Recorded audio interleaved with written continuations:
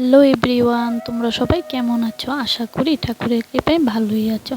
তো বন্ধুরা, আজ কিন্তু আষাঢ় মাসের শুক্ল অষ্টমী তিথি। বছর কিন্তু বন্ধুরা এই আষাঢ় মাসে দুইটা ডেট পড়ে, শনি ও মঙ্গলবার।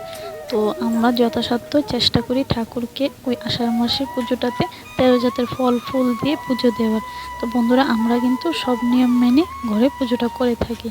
তো বন্ধুরা, তোমরা কোন ডেট পুজো করেছো আমাকে কিন্তু কমেন্টে নিশ্চয়ই জানাবে। তো বন্ধুরা, আমার পুজো কিন্তু প্রায় কমপ্লিট।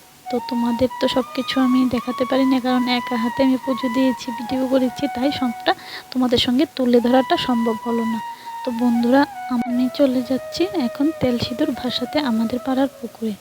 তো বন্ধুরা, মা বিপত্তারিণীর পুজো কিন্তু আমরা সব বাঙালিরাই করে থাকি, এটা মেনে যে মা বিপত্তারিণী যেন আমাদের সংসার সুখের রাখে, বিপদমুক্ত রাখে, আমরা সবাইকে সকলকে যেন ভালো রাখে, এই প্রার্থনাই মার কাছে করি।